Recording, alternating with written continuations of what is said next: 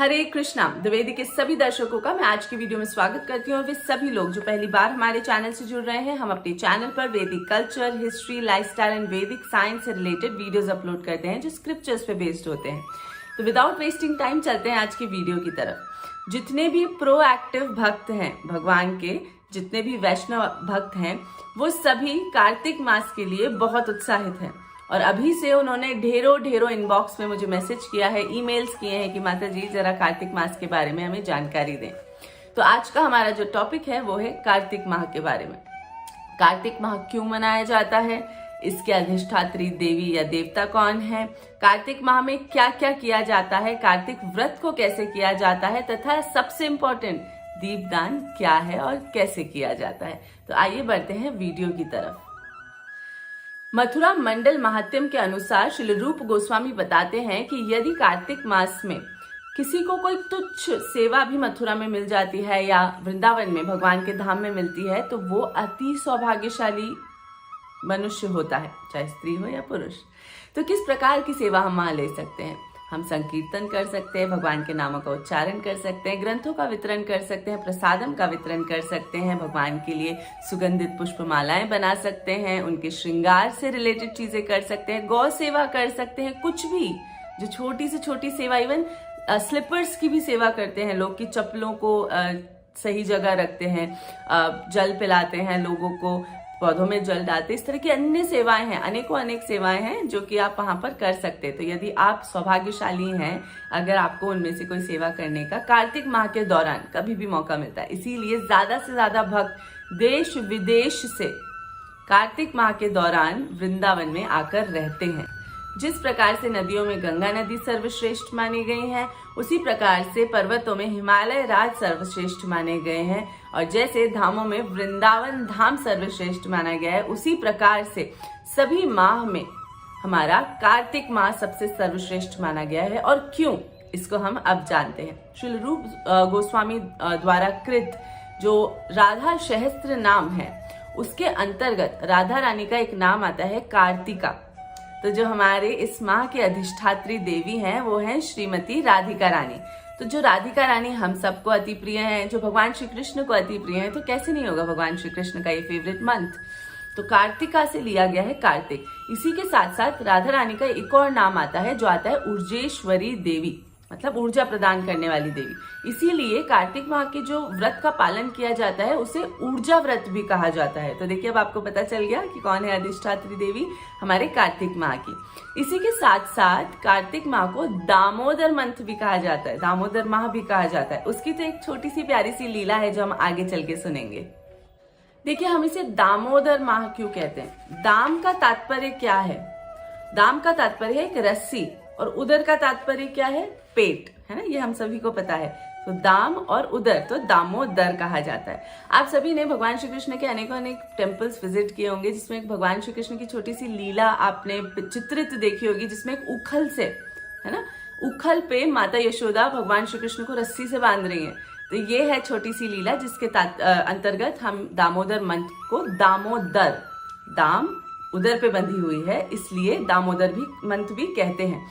इसी के साथ साथ एक बार कार्तिक माह के ही दौरान जो दूसरी ग्रंथों में हमें मिलता है लिखा कि राधा रानी ने भी सेवा कुंज के वन में एक पेड़ से भगवान श्री कृष्ण को पेट की तरफ से बांध दिया था रस्सी से कार्तिक माह के ही दौरान, इसीलिए हम इसे दामोदर मंथ कहते हैं। अब ये तो हो गई एक लीला, लेकिन इसके पीछे का भाव क्या है कि हम बद्ध जीवों को भी अपने द्वारा की गई भक्ति की रस्सी से भगवान को बांध लेना है ना।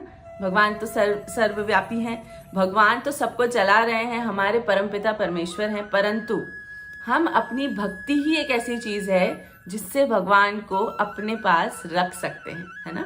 तो हमें अपनी भक्ति रूपी रस्सी से भगवान को बांध के रखना है, ये एक तरह से हम कह सकते हैं हमारा भाव होना चाहिए।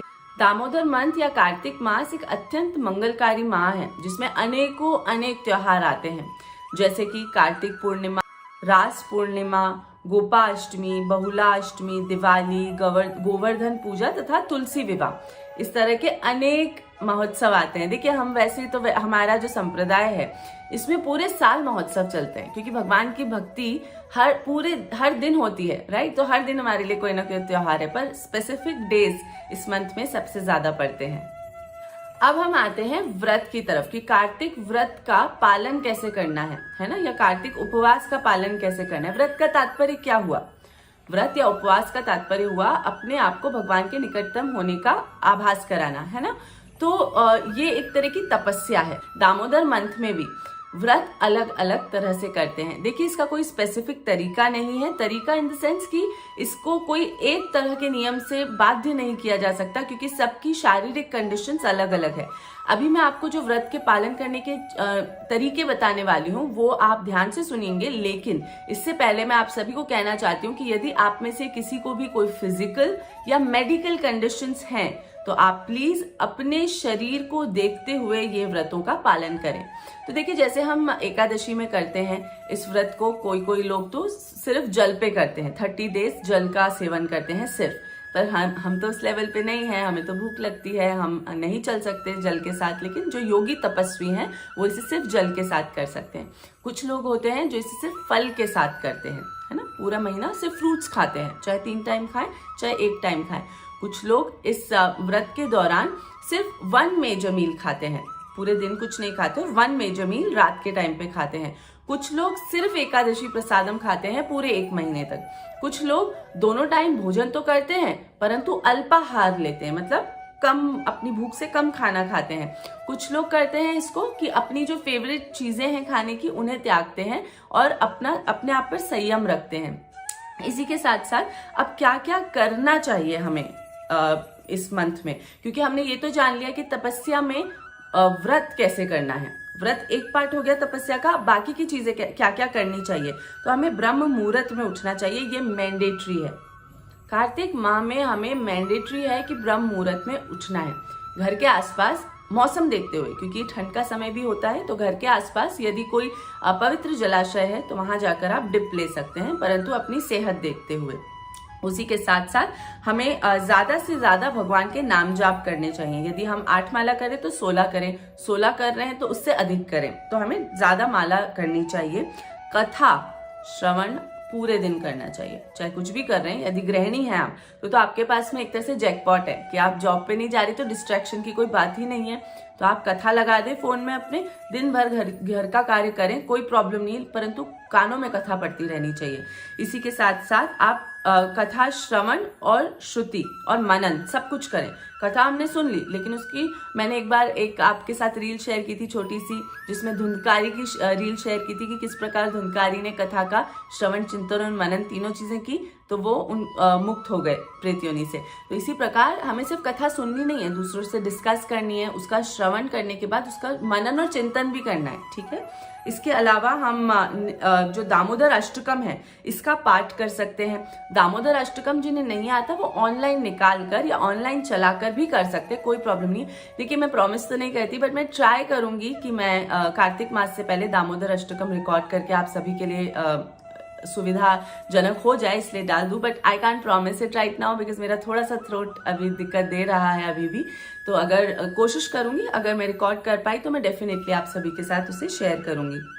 तो ये कुछ चीजें हैं, भगवान का नाम लेना, संकीर्तन करना, कथा करना, प्रजल्पा से बचना, है ना। इस मंथ में हम सभी मनुष्य हैं, हमारे अंदर आ ही जाता है वो भाव कि हम किसी न किसी की छोटी सी प्रजल्पा कर देते। इस मंथ में बचना है। ये अति पवित्र और अति कह सकते हैं हम भक्ति प्रदान करने वाला मंत्र है ना। तो इस वजह से हमें प्रज्वल्पा से तो बच के रहना है। देखिए इसी के साथ साथ मैंने आपको बताया तपस्या में क्या क्या आया। एक तो व्रत की विधि आ गई, व्रत कैसे करना है ये मैंने आपको बता दिया।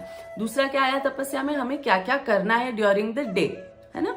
सादगी भरा हमें जीवन दिनचर्या जीनी है। यदि हमारी कोई क्लब में पार्टीज वगैरह है, हम इस मंथ में स्किप कर सकते हैं तो बहुत अच्छी बात है, क्योंकि हमें ज्यादा से ज्यादा भगवान की चीजें करनी है इस मंथ में।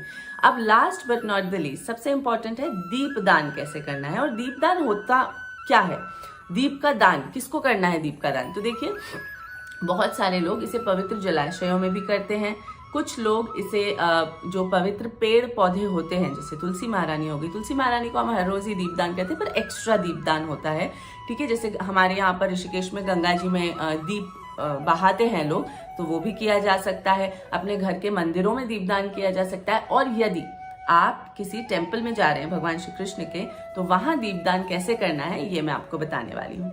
देखिए, दीप दान में दीप को हम भगवान को दान कर रहे हैं। देखिए, हमारी कोई बोल सकते हैं हम है ही नहीं उस लेवल पे कि हम भगवान को कुछ दान कर सकें। भगवान ने ही तो हमें सब कुछ दिया है। परंतु अग्नि को जब हम साक्षी मानते हैं तो उसी के चारों तरफ फेरे होते हैं शादी में। जब ये देह हमारी आत्मा छोड़ती है तब भी हम अग्नि में समर्पित किए जाते। तो अग्नि को एक तरह से हम भगवान और हमारे बीच का कह सकते हैं जोड़ की कड़ी मानते हैं। तो हम उसे दीपक के रूप में रिप्रेजेंट करते हैं। तो हम मिट्टी का दीपक लेते हैं, उसमें घी की बाती बनाते हैं। तेल का कोशिश करें ना हो, देसी घी का हो तो ज्यादा अच्छा है। परंतु अगर आपके पास में कहीं से देसी घी नहीं मिल रहा है तो आप तिल का तेल भी इस्तेमाल कर सकते हैं, ठीक है। अब किस प्रकार से दीपदान करना है वो देखते हैं। सब कैसे करना है, तो हमें 4 राउंड भगवान के चरण में दीप फहराना है, ठीक है। जैसे हम क्लॉकवाइज जो दीप चढ़ाते हैं भगवान को, दान करते हैं, तो 4 टाइम्स हमें भगवान के चरणों में करना है, 2 टाइम्स भगवान की नाभि में करना है, 3 टाइम्स भगवान के श्रीमुख पर करना है और 7 टाइम्स पूरा भगवान पे करना है। ये टोटल होता है 16 टाइम्स। 4 बार चरण में, 2 बार नाभि पे, 3 बार मुख पे और 7 बार देह पे। और इसके बाद आप तुलसी महारानी के पास में वो दीप रख सकते हैं भगवान को दान करते हुए, या भगवान के साइड में भी रख सकते हैं अगर आपके पास ऑप्शन नहीं है तो। परंतु ध्यान दें कि तुलसी महारानी के पास इतना नहीं रखने दिया कि उनके पत्ते जल जाएं या झुलस जाएं, थोड़ा ध्यान से दूर रखें। तो ये है कार्तिक माह के व्रत के पालन करने की विधि, ठीक है। तो मैंने आपको जितना मुझे पता था उतना मैंने आप लोगों के साथ शेयर किया। यदि इस मंथ में हम काली उड़द दाल नहीं ग्रहण करते हैं तो आप इस प्रकार से भक्तिमय कार्तिक माह का पालन कर सकते हैं। यदि कोई पॉइंट्स ऐसे हैं जो आपको लगता है कि इसमें इंक्लूड नहीं हुए वीडियो में बट इम्पॉर्टेंट है वैष्णव्स के लिए जानने के लिए, तो आप मुझे कमेंट सेक्शन में बता सकते हैं या इनबॉक्स कर दीजिएगा आप मुझे, तो मैं उसको रील के दौरान ले लूंगी उस वाले टॉपिक को। और आशा करते हैं कि आपको ये छोटी छोटी सी जो इन्फॉर्मेशन है ये सुनकर अच्छा लगा होगा और आपको कुछ सीखने मिला होगा। तो इसी प्रकार हम आगे भी वीडियो बनाते रहेंगे, आप हमसे जुड़े रहें। Thank you for watching. Hare